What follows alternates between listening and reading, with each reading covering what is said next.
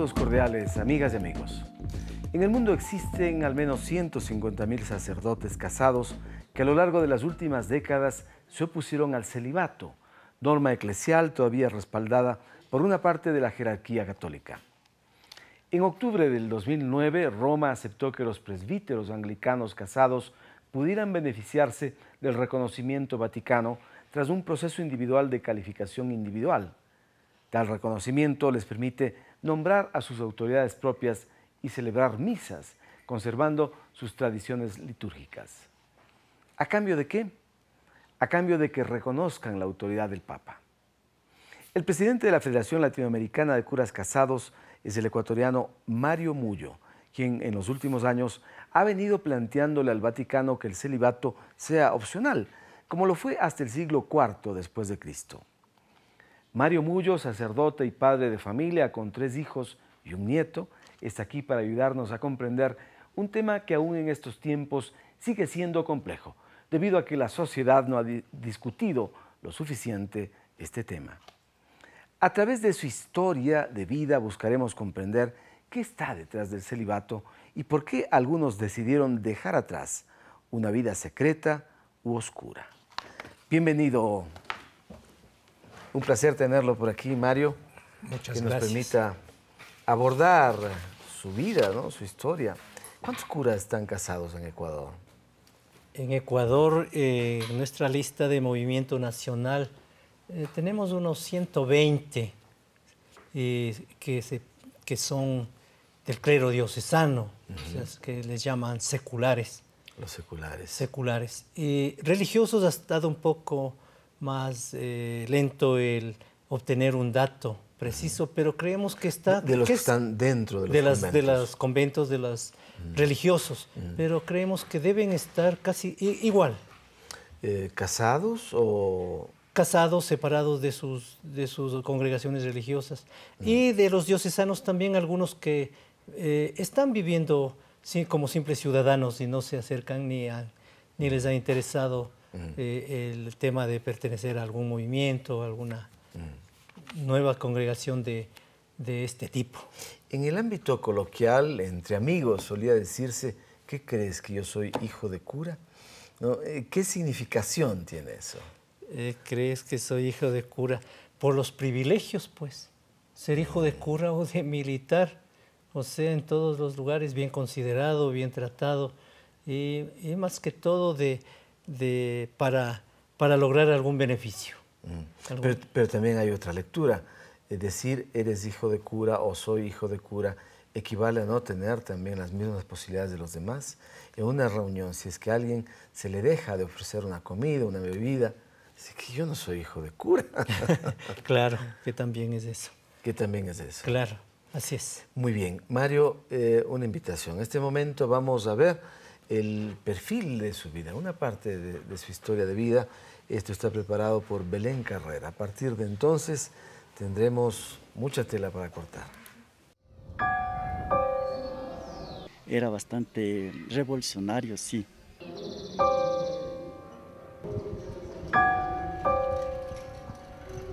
Era bueno para predicar, daba unos lindos sermones.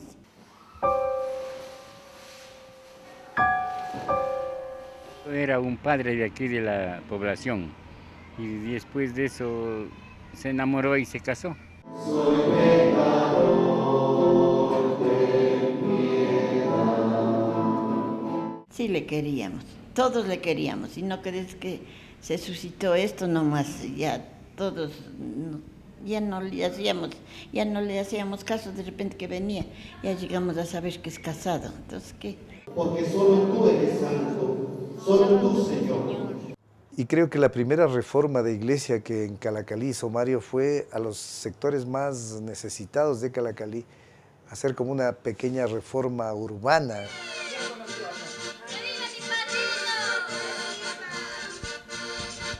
Emprendiendo compromisos muy importantes con los sectores populares, especialmente, decía, los sectores juveniles y especialmente los sectores campesinos. En la maternidad nace el Mario, es un quiteño de cepa.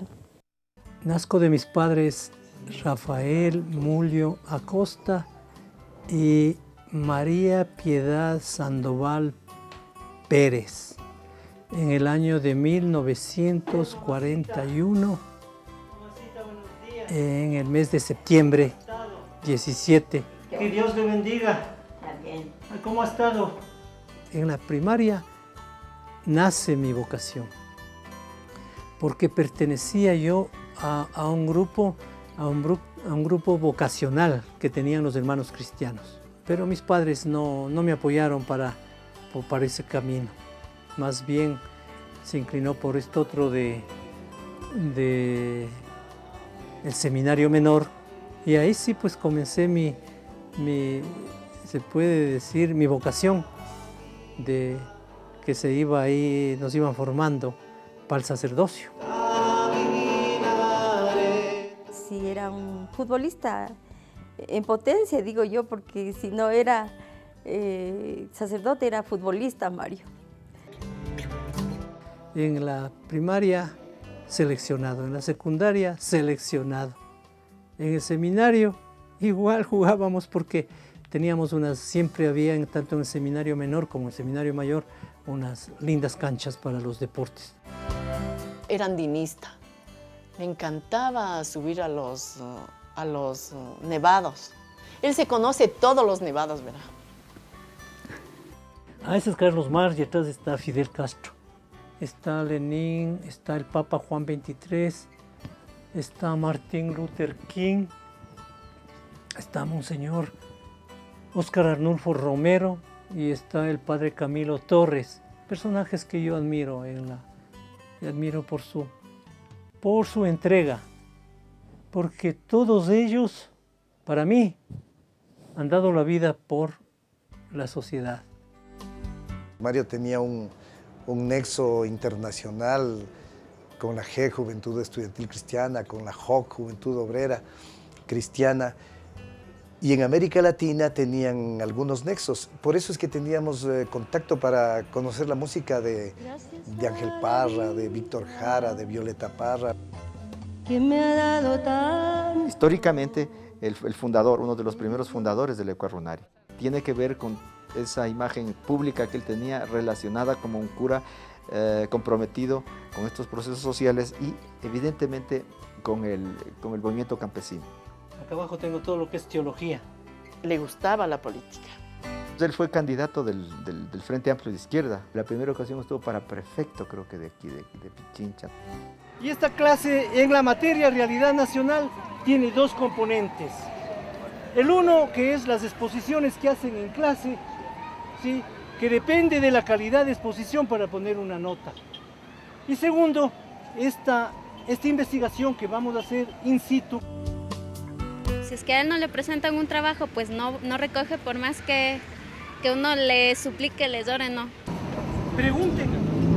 Lo cumple con responsabilidad, es puntual, enseña muy bien. Es un poco serio mi papá, pero siempre cariñoso, a su manera, pero cariñoso.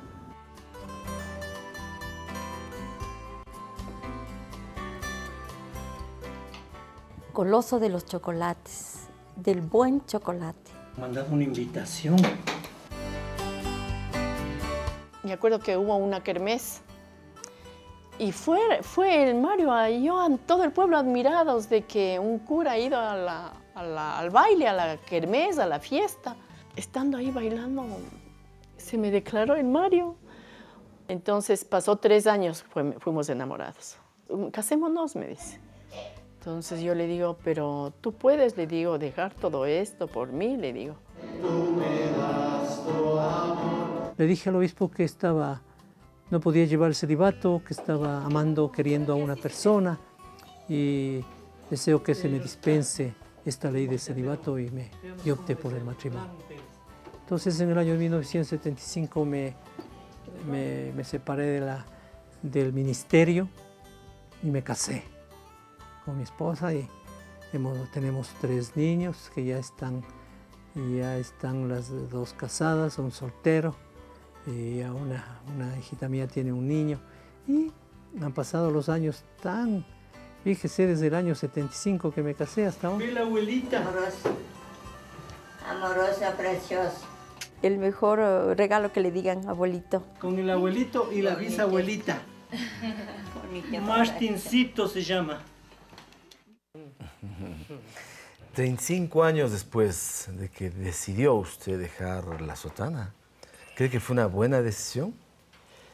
Yo creo que sí fue una buena decisión, porque me realicé como ser humano, como hombre. Y más que todo con esa libertad que siempre lo he buscado. Y al haber tomado los hábitos, ¿nunca preveyó que esa podía ser una dificultad que tuviera en la vida? No preveía, porque yo cuando ingresé al seminario mayor hice un escrito pequeñito que llevaba en mi misal, que voy a ser fiel a todas las normas, sean como sean estas. Y concretamente la precisa, de guardar el celibato. La más. ¿Era una visión romántica en ese momento, una visión muy espiritual? Sí, yo creo que fue espiritual y no romántica, sino espiritual. En el sentido religioso, ¿no? Claro, de ofrendar mi vida a Dios y a su servicio. Y entonces no imaginaba lo que venía después. ¿Y qué es lo que le dijo el obispo cuando usted le anunció su decisión de dejar el celibato? Me dijo que no te preocupes, dice, son problemas comunes y corrientes, y olvida a la persona que tú amas y ándate a estudiar, dice, aquí en Manizales hay el Instituto Catequético, ahí puedes estar 2 años para una especialización, o si quieres irte más lejos también me avisas. Nosotros, la curia, nos encargamos de tu esposa, o de quién va a ser tu esposa. Hijo, le decía yo, ¿cómo? ¿Y cómo se iban a encargar? No sabemos eso, cómo sería, que iban a llamar. De ahí le dije yo que, sabe que donde manda el corazón no manda nadie. Y si me voy a cualquier otro lugar, seguiremos de alguna manera con esta idea. ¿Y qué decidieron entonces sus superiores a partir de su decisión y anuncio? Que ya me pida la dispensa del celibato y que deje la parroquia. Pero cuando no pedí la dispensa del celibato, porque pienso que el matrimonio, como nos enseñan en la teología, lo hace el hombre y la mujer con su compromiso delante de Dios. Esa es la unión, la seriedad que el hombre y la mujer hacen delante de Dios. Y lo otro ya son formalidades para llenar la licitud, la ilicitud y todo esto. Muy bien, vamos a ir a una primera pausa, Mario. Amigas y amigos, les invitamos a que se queden con nosotros. Nuestro invitado es Mario Mullo, uno de los curas ecuatorianos que se casó, y él además ahora preside la Federación Latinoamericana de Curas Casados. No se vayan, tenemos cosas muy interesantes. Ya venimos.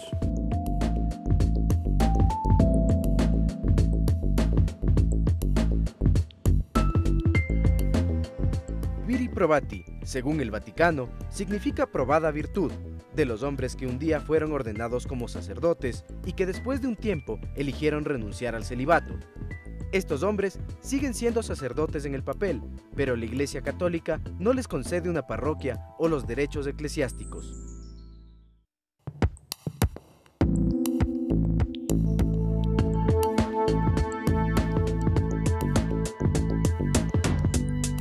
En Ecuador hay alrededor de 150 sacerdotes casados y al menos un centenar de quienes, estando dentro de los conventos, de las parroquias, tienen también esa condición, ese estado civil.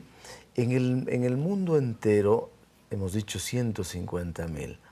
¿No? ¿Cómo puede haber un número tan grande y no producirse cambios fundamentales en esta institución religiosa tan importante?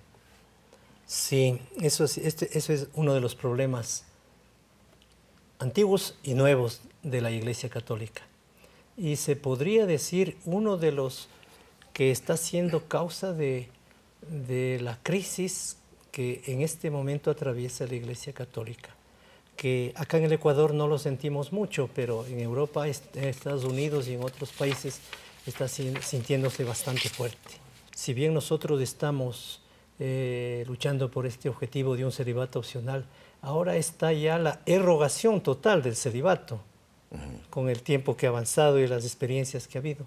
Digamos que esta lucha por abolir el celibato corresponde también a las distintas corrientes modernas que a su tiempo han ido ocurriendo dentro de la Iglesia, ¿no? Porque han pasado 16 siglos. Mario, le invito a que vayamos a la parte interactiva. Vamos a buscar aquí en estos 4 videoclips información que tiene relación con su vida, con su actividad, con su conocimiento, y a partir de ello también tendremos otros temas para discutir. Usted puede empezar por el orden que prefiera, en el orden que prefiera. Tiene rojo, atropello, diferencias, nacimiento. ¿Por dónde quiere ir? Nacimiento. Por nacimiento. ¿Sí? ¿Quiere empezar en orden? Parece. Bueno, usted tiene el control, por favor. Prácticamente ese movimiento nace de las motivaciones del concilio, nace de las conferencias episcopales de los sacerdotes y de los obispos que aplicaban las resoluciones en servir a los más necesitados, a los más pobres, que en ese tiempo y hasta ahora son los indígenas del Ecuador. En 1960, con todo lo que es la reforma agraria, con todo eso, pero sobre todo el trabajo interesante de la Iglesia con la teología de la liberación, aparece un obispo llamado Monseñor Leonidas Proaño. Empieza a trabajar con los indígenas, sobre todo desde un trabajo pastoral, y luego se mete en un trabajo político organizativo, y empieza la entrega de tierras. Aparece con esto algunas compañeras mujeres como la Tránsito Amaguaña, la Dolores Cacuango, aquella mujer que comienza a luchar en la Federación Ecuatoriana de Indios en esa época. Las primeras reivindicaciones que fueron del movimiento indígena eran la tierra y el agua. Estos movimientos necesariamente se transformaron en movimientos gremiales, movimientos sindicales de lucha por las necesidades vitales de ellos, que primordialmente fueron la tierra, y es la tierra hasta ahora. Allí está, se describe con esto una posición que usted ha tenido frente a uno de los temas sociales más importantes de los últimos tiempos en Ecuador, ¿no? La situación de los indígenas, la lucha por la tierra. Usted es uno de los fundadores de Ecuarunari. ¿Para qué se fundó esta institución? Este movimiento se fundó para reivindicar el ser humano, el indígena, en todo su contenido, su identidad, su vida, sus costumbres, sus ancestros, y que incorporarles a una vida mejor, a que tengan los derechos de todo ciudadano. ¿Influyó mucho la historia de Leonidas Proaño para que esto ocurra? Sí, sí influyó. Leonidas Proaño fue un sacerdote compañero, se puede decir, que desde seminarista yo tenía amistad con él, iba a su diócesis, pasaba unos días ahí, estuve en algunas reuniones, aprendí de él en las asambleas con los indígenas, en grandes asambleas que tenía en Santa Cruz, y su metodología de manera especial que tomó de la JOG, de la Juventud Obrera Católica del Mundo, el ver, el juzgar y el actuar, una metodología que lo empleaba en todas sus asambleas. Actuar y entregar la tierra que el clero tenía en el Chimborazo a los indígenas que no tenían absolutamente nada. Ese ejemplo contrarió, me imagino, a la jerarquía eclesiástica. Claro, a la jerarquía eclesiástica y al Estado. También al Estado. Al Estado también, porque él comenzó dando ejemplo porque se venía decretando la ley de reforma agraria desde los años 63, 64, luego la segunda ley en el 74, y él dijo, ejecútese. Comenzó por las haciendas de Tepeyag y Sula, y entregó a los campesinos, y ya Y esos impactos se grabaron y entonces él prácticamente prestó la hacienda Tepeyac para que nazca el Ecuarunari. Él prestó ahí, estuvimos unos 6 días pensando qué nombre se le pone al movimiento indígena. Y nosotros, algunos sacerdotes que acompañábamos al movimiento indígena, asistimos, acompañando ahí. ¿Y la Ecuarunari ha mantenido claridad en el pensamiento, en la acción? ¿Qué ha ocurrido? Bueno, yo pienso que ha tenido un proceso desde su nacimiento. Podemos decir sin ningún aspecto despectivo ni cosas parecidas que nace de faldas de los curas, porque los curas apoyamos a los líderes de la catequesis, a los líderes del evangelio, que eran líderes sociales. Les apoyamos para que se reúnan y funden su propio movimiento, porque ni la Federación Ecuatoriana de Indios, ni la FENO, que en ese tiempo era, aglutinaban y lograban tener fuerza para esos momentos. Entonces nosotros, dijimos, contribuyamos de parte de la Iglesia, motivados por la Conferencia Episcopal de Medellín y el Concilio Vaticano II, que era la promoción humana y la evangelización, pero que no podía haber una evangelización real si no había una promoción humana digna de los seres humanos. Vamos a seguir hablando de este tema, Mario, apenas volvamos, tras la siguiente pausa. Amigas y amigos, es Mario Mullo, sacerdote, casado, compartiendo su historia de vida aquí en la Caja de Pandora. Ya venimos.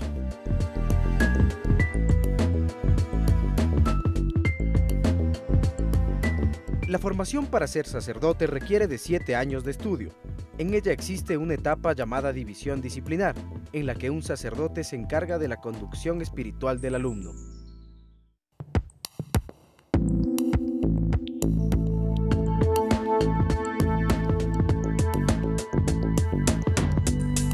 De vuelta con Mario Mullo, sacerdote y uno de los fundadores de Ecuarunari. Esta organización tan importante de los indígenas sin duda ha permitido impulsar determinados cambios en la sociedad, junto con otras, junto con movimientos sociales, etc. ¿Cómo ve usted al indígena del 2010 respecto del indígena de hace 20 o 30 años? ¿Cuáles han sido los cambios más significativos que usted puede destacar? Justamente se buscaba la participación política, pero no la fundación de un partido político, que hay diferencia. ¿Ha llegado eso a ocurrir? Claro. ¿Ha habido posturas como si fuera de partidos políticos? Claro. Entonces, ¿por qué? Porque en todo momento se hacía los análisis y las críticas a los partidos políticos tradicionales y nuevos. Y ningún partido político tradicional daba respuesta al movimiento indígena para decir, sigamos de partido. Y tampoco los movimientos de izquierda. Pero tienen su partido político, los indígenas. Claro, tuvieron obligadamente que organizar su partido político. Pero creemos que, es mi punto de vista, creo que Pachacuti y el partido político nació, se puede decir tanto con el defecto de los demás partidos, pero con ciertas debilidades y que debía aprovechar las oportunidades para formar y capacitar a sus cuadros políticos. No llegó a aprovechar entonces. Yo pienso que ahí hay cierta debilidad de aprovechar los cuadros políticos, porque cuando hubo la toma del poder con el señor Lucio Gutiérrez, ¿dónde estaba un cuadro político para apoyar? Y ellos debían ir a la vicepresidencia del movimiento indígena, porque ¿quién tenía toda la masa popular? Entonces, el movimiento indígena. Lo aprovechó el señor Lucio Gutiérrez y luego después pusieron un señor Palacio y los indígenas meses después un patazo. Y esa es la política. ¿Y estas lógicas mercantilistas que ha habido en la política ecuatoriana se han introducido también en el movimiento indígena? Claro, no puede, salpica y puede, de alguna manera, no se sabe a ciencia cierta quién actúa bien y quién actúa para no permitir el avance del movimiento indígena, ¿no? ¿Qué requiere el movimiento indígena en este momento? ¿Un remozamiento, una recapitulación de lo que se ha hecho? ¿Una reflexión interna fuerte? volver a las bases, no solamente con eslogans, con levantamientos, sino con educación, con capacitación, capacitación integral, capacitación de base y capacitación política, pero entendiendo bien la política, que se lo hace en las escuelas de formación política, pues no, de servicio. Entonces creo que resulta los defectos anteriores y por eso no falta para ese crecimiento. Muy bien, sigamos buscando entonces, ya vio usted nacimiento, ¿no? Pongamos diferencias. Diferencias. Bueno, vamos a buscar las diferencias. El anglicanismo, bueno, es una variante que se dio dentro de la Iglesia fundamentalmente por la inconformidad con la imposición del celibato. Y entonces surge la posibilidad de continuar siendo sacerdotes en el ejercicio parroquial o de diferentes funciones, también viendo la posibilidad de contraer matrimonio.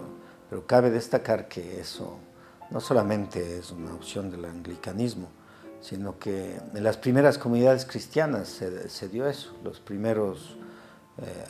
En las primeras comunidades cristianas habían sacerdotes célibes, ¿no es cierto?, obispos célibes, pero también habían sacerdotes y obispos casados, y también las mujeres ocupaban un puesto preponderante dentro de la iglesia naciente. Para el perdón de los pecados. Nuestra iglesia tiene relación con la iglesia de Inglaterra, por eso nos llamamos anglicanos, tenemos la comunión con la iglesia de Inglaterra, somos iglesia episcopal, comunión anglicana. Santifícanos también, para que recibamos fielmente este santo. Empezando desde la estructura misma, ¿no? Nosotros no tenemos el Papa como la autoridad máxima de la iglesia, nosotros tenemos el arzobispo que es un igual entre iguales, y cada diócesis tiene su obispo, y entonces él es el responsable de ella, tiene una independencia, digámoslo así, a la vez que somos parte de la iglesia. Y la bendición del Dios omnipotente, el Padre, el Hijo y el Espíritu Santo, sea con cada uno de ustedes, ahora y por siempre. Amén. Si uno va y ve los rituales y cosas, son parecidos, muy similares, pero a nivel de doctrina, digamos, no hay diferencias mayores. Las otras iglesias dan el apoyo, o sea, ayudan y quieren que las mujeres estén, pero la iglesia episcopal no hace diferencia de sexo, o sea, no importa que seas hombre o mujer, si tienes ese llamado, esa vocación, ese ministerio dado por Dios, ellos permiten, están las puertas abiertas para que puedas ser parte de esta gran comunidad episcopal anglicana como presbíteros de la iglesia y como obispos. Tenemos obispas en la iglesia episcopal.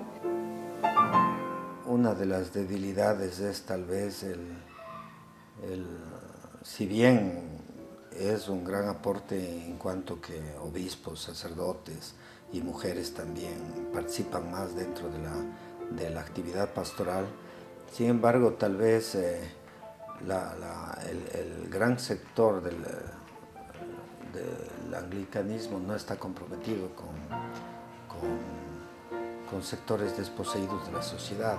En la unidad del Espíritu Santo, tuyos son el honor y la gloria, Padre omnipotente. Allí está, los anglicanos, sin que usted sea anglicano, eso hay que dejarlo claro, usted es católico. Los anglicanos surgen como una derivación del conflicto del celibato, ¿verdad? Enrique VIII, al desear divorciarse de Catalina de Aragón, Roma no acepta. Ese es un proceso que ha devenido a partir de entonces en otros, no de esa magnitud, pero también en la búsqueda de una iglesia moderna. Claro, si bien aparece el fuerte de que no le dé el divorcio para casarse con otra mujer, el de fondo fueran problemas económicos. El de fondo fue que todas los impuestos, regalías y todo eso, la Iglesia de Inglaterra tenía que reportarlo a Roma, al Vaticano. Y los ingleses no estaban de acuerdo, pues. Este determinante económico viene a ser una causa de rupturas y de problemas en las iglesias, en la iglesia. Entonces, Enrique VIII dice, nos separamos, tenemos aquí nuestro propio arzobispo de Canterbury, lo nombramos, y el rey soy yo. Y usted sí, señor. Entonces son disputas económicas. Exacto, de fondo yo pienso que va por Pero ahí. también lo que les el gran separa pretexto fue el que celibato. le negó el divorcio, el divorcio más bien. Y que claro que ya con esto a la iglesia anglicana pone sus propias reglas y sus propias normas, de manera especial adoptando la doctrina de Lutero, de Martín Lutero. ¿Sí? Y Martín Lutero abolió el celibato y otras cosas más, y tuvieron sus propias. ¿Y cómo es su relación con los anglicanos? Usted es un buen amigo de ellos, me imagino, ¿no? Sí, muy bien amigo. Y he sido propuesto algunas ¿Participa de sus ritos? Participo de sus ritos cuando me invitan. Participo una que otra vez en sus celebraciones, no siempre, porque respeto la Iglesia Católica también. Pero también hay divisiones entre los anglicanos, sí, ¿no? Hay diferentes ramas. También ha habido divisiones. Una de ellas es esta cuando admitieron el obispado y el sacerdocio de las mujeres. Un gran número. Que es algo muy reciente. Claro. Otra fue cuando aceptaron un obispo gay, también. Y entonces están los hermanos anglicanos bastante divididos. Sin embargo, en octubre del 2009, el Papa Ratzinger ya los reconoce. A un sector de ellos. A un sector de ellos. Creo que son los más conservadores que hay. Y los que tienen más dinero también. Lógico, los que tienen más aporte. Bueno, vamos a otra pausa, Mario. Amigas y amigos, no se vayan. Volvemos con Mario Mullo para seguir disfrutando de su presencia en la Caja de Pandora. Monseñor Leonidas Proaño, en 1956, constató que la diócesis que dirigía poseía extensas propiedades y que la situación en la que sobrevivían los indígenas era por el despojo de sus tierras. Ante esta realidad, decide entregar las haciendas a los indígenas, anticipándose a las reformas agrarias que luego impulsaría el propio Estado.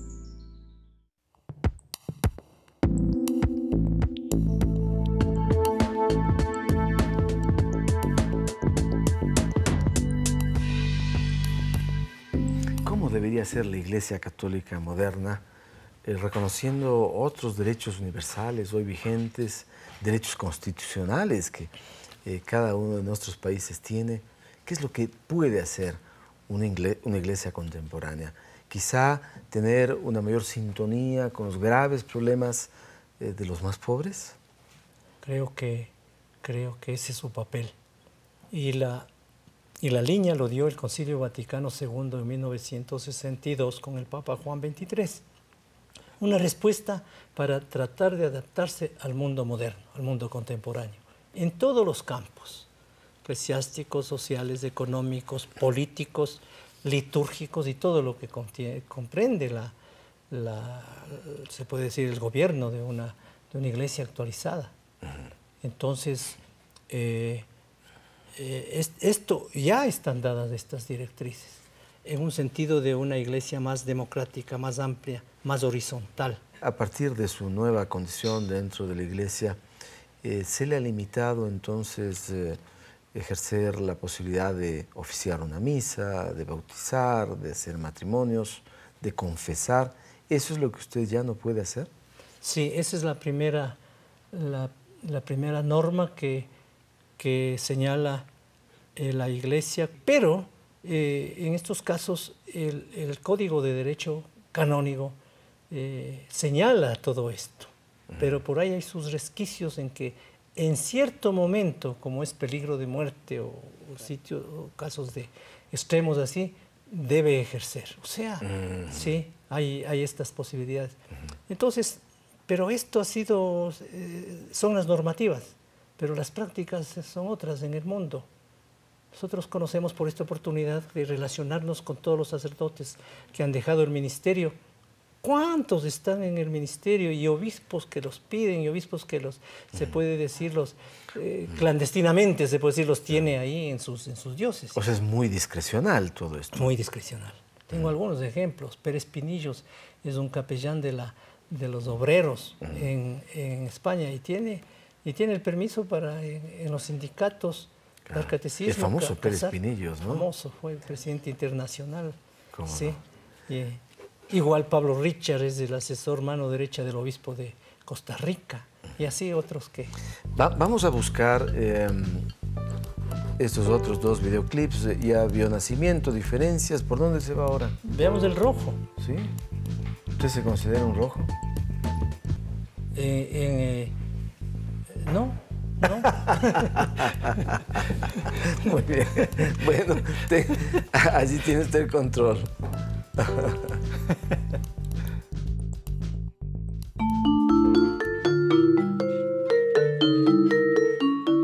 Su origen tiene en el Concilio Vaticano II, que fue pues una apertura de Juan XXIII hacia renovar pues la Iglesia Católica romana, ¿no?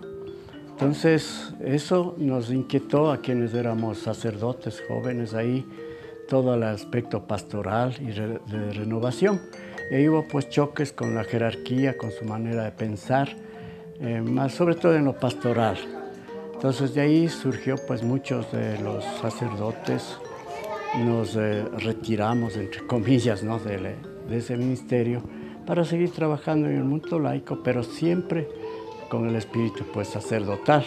Entonces de allí nació pues esta idea, no solo aquí en el Ecuador, sino en toda Latinoamérica y en el mundo, esto de asociarse los curas casados, que nos llamábamos, que se refería pues al mundo católico romano. Aquí en el Ecuador surgió pues entre el 70, en esa década, el grupo Yaguarcocha, que asociaba pues, nació en Yaguarcocha porque ahí fueron las primeras reuniones. Y ese grupo pues ha seguido manteniendo, digamos, un espíritu de reflexión y de servicio desde donde nos encontrábamos. Para sacarle todo esto de acá. Bueno, está abierto a todos, ¿no? Pero más o menos entre 20, 30 sacerdotes que están más o menos fijos, digamos, ¿no? En reunirse. Unos más, otros menos, pero siempre hay contactos en las diferentes diócesis de aquí. Bueno, al comienzo lo veía como decir, pues, como que fuéramos, que nos huíamos de la iglesia, ¿no?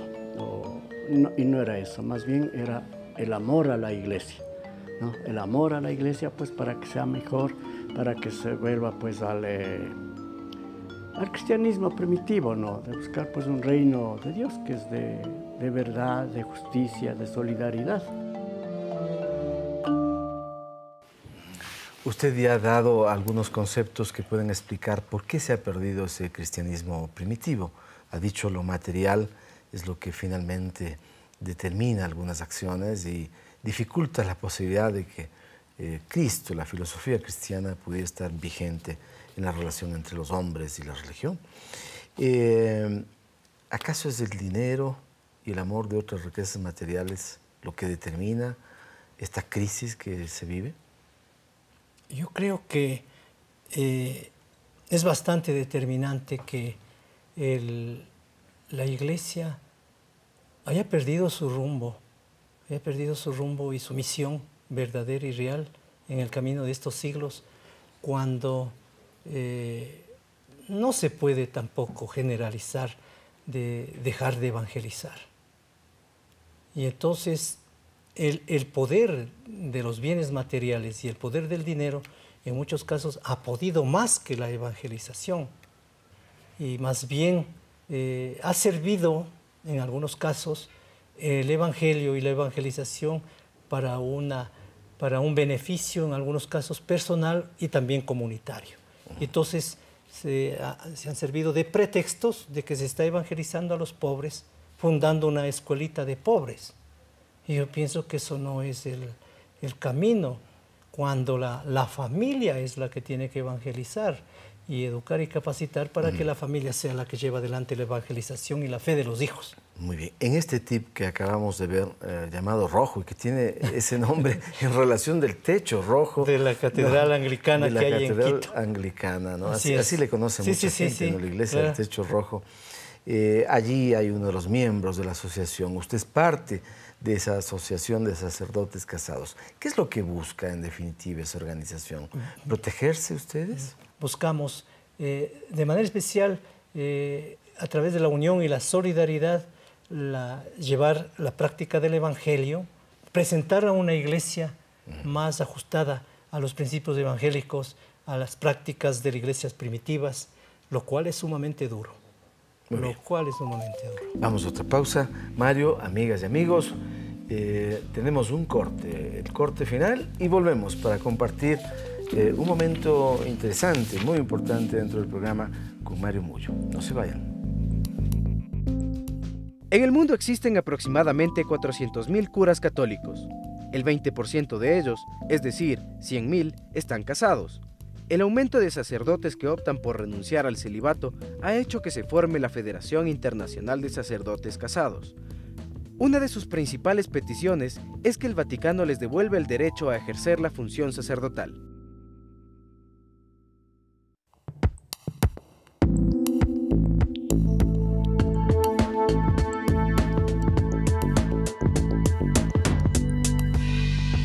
Mario Mullo es de aquellos sacerdotes que tuvo un contacto muy cercano con Monseñor Leonidas Proaño y que recibió sus enseñanzas, ¿no? Probablemente él sea el sacerdote más importante dentro de la historia contemporánea de la Iglesia Católica de nuestro país.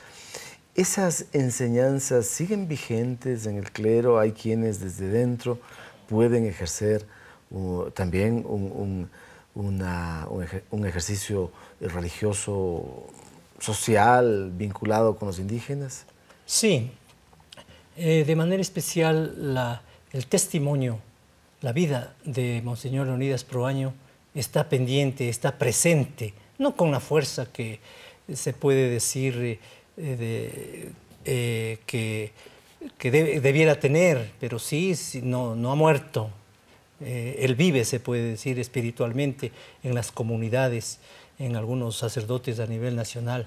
Hay un movimiento Leonidas Proaño que está surgiendo. Hay también una fundación Leonidas Proaño que se preocupa de que su nombre no se borre, de que sus obras. Hay también en Riobamba un fuerte movimiento también de sacerdotes y de seglares, se puede decir, que tratan de mantener esta figura. Y de alguna manera, algunos que le conocimos y aprendimos sus metodologías, entonces los practicamos. Y él, a usted ya lo vio también como cura casado, ¿no? Claro, ¿sí? No quiso que me casa. ¿Ah, sí? No, yo sí me fui a donde él, no a despedir, sino a contarle. Sí, bueno, me dijo, mejor sería que no te cases, pero si ya has decidido casarte, hazlo bien. Y no te deslindes de las comunidades, me dijo. No te deslindes de las... Y eso me quedó sonando.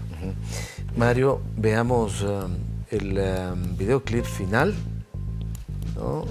Atropello.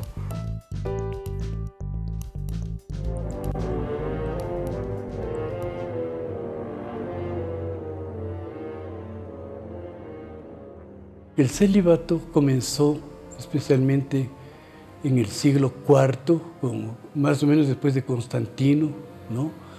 Cuando la iglesia iba adquiriendo poder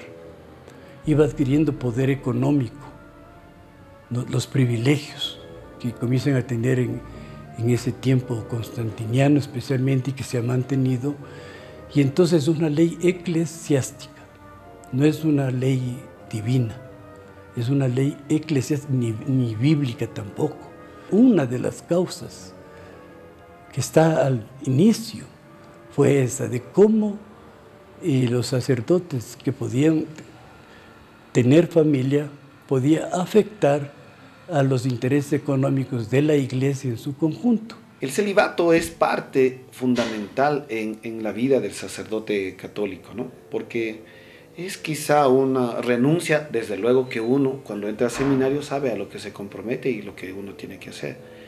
Es ante todo una gracia, y como gracia hay que cuidarla y hay que mantenerla, ¿no? Y la mejor manera para cuidar y mantener es el trabajo apostólico, estar con la gente necesitada, la vida de oración.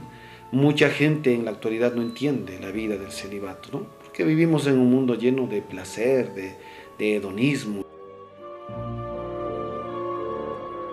No se puede ni generalizar, ni yo creo que se puede aplicar directamente así pedofilia, celibato o célibes o el matrimonio.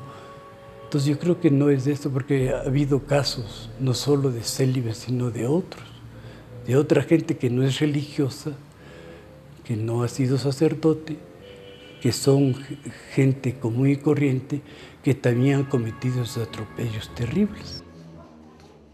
Bueno, yo veo esto como un delito, sea quien sea, no solo dentro de la iglesia, sino fuera y en cualquier situación humana, sino que ahora se está enfocando más, porque ha sido más notorio y más grave la situación de la iglesia, de sacerdotes, obispos o religiosos que, amparados en su poder sagrado, muchas veces han abusado.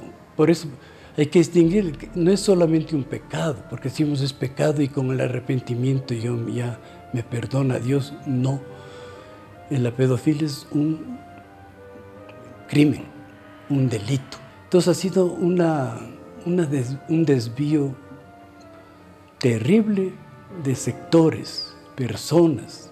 No podemos involucrar toda una institución, ¿verdad?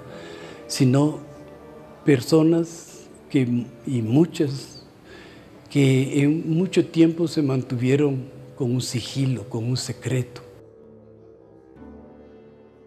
Creo que es una realidad innegable ante todo, es una realidad innegable que a nosotros como pastores nuevos y a quienes se están formando, pues tiene que servir para que nosotros asumamos un verdadero compromiso pues, en la iglesia que Cristo fundó. No estoy justificando, pero creo que también nos falta un poquito de caridad. Es importante que nosotros no ataquemos y no juzguemos.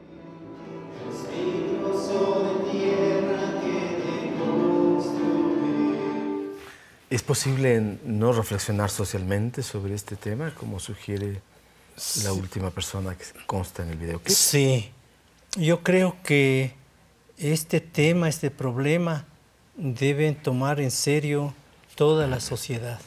Queda claro que la pedofilia no es un acto específico de los sacerdotes. Claro. Que esto puede ocurrir en cualquier ámbito de la sociedad. Y ha sucedido y ha habido. Pero lo terrible quizás es que quienes están encargados de la formación espiritual, cuando las familias otorgan esa confianza al sacerdote, sean ellos quienes abusen de esa confianza. Y lo más grave es que ya conociendo la autoridad competente, haga sus trafacías legales o sus cambios y el individuo vaya comportándose de esa manera en otro lugar y así. Y entonces esto es lo que están acusando al Papa Ratzinger, pues, conocedor él como defensor de la fe y de las costumbres. Conocía en el Vaticano lo que pasaba. Él ha vuelto a pedir perdón en estos días. Sí. ¿Eso es suficiente? No creo. ¿Qué le corresponde? No creo el perdón. Esto corresponde que la ley de Dios, eso Él juzgará, el comportamiento de cada sacerdote que ha caído en esto. Pero hay una ley humana también por las consecuencias de la comunidad y de la familia que ha sido afectado. Hay últimamente un sacerdote benedictino en Estados Unidos. Él con toda sencillez y humildad que aprendió en el claustro, reemplazaba en una cierta diócesis a los sacerdotes pedófilos que los cambiaban. Él le tocaba los domingos reemplazar una misa, reemplazar otro, porque no está el padre acá y está otro. Después se da cuenta que era por estos problemas de que era cambiado por pedófilo. Así es que él ha resuelto, después de un buen tiempo, unos 10 años de estar en esto y con los problemas que se afloran, todo eso, estudiar leyes. Está estudiando leyes y ya es un abogado y va a ponerse en defensa de todas las familias que han sido afectadas por estos Desde hechos. dentro de casa, entonces, Dentro de casa. hay una búsqueda de Sí, compensar. y va mucho más allá. Él quiere que se haga la justicia civil. Muy bien, le agradezco mucho, Mario, por compartir con nosotros. Usted es ya abuelito también, ¿no? Sí, así es. Tiene 3 hijos, ¿no? Sí. 2 niñas, un niño. El niño no le ha dicho en un momento dado quiero ser sacerdote, ¿o sí? No me ha dicho, pero ni tampoco yo le exijo, ni le respeto la libertad de mis hijos, que escojan ellos lo que su afición, su capacidad les mueve. Muy bien, gracias por venir acá, es muy importante su presencia, estamos a gusto. Y gracias también a ustedes, amigas y amigos, por compartir, como siempre, cada semana la Caja de Pandora. No dejen de escribirnos, recuérdennos lo que podemos nosotros abordar, aquellos personajes que deben estar dentro de este espacio. Un gran abrazo, que pasen muy bien. Muchas gracias. A usted. Muchas gracias. Además del Mundial de Fútbol que organiza la FIFA, durante el mes de junio se está jugando en Sudáfrica el campeonato alternativo Fútbol por la Paz. La idea de este torneo es que los equipos estén formados por jugadores de varias nacionalidades y que de esta manera se resalten valores como la amistad y la tolerancia. En los próximos programas de la Caja de Pandora, disfrute de personajes y temas relacionados con el fútbol.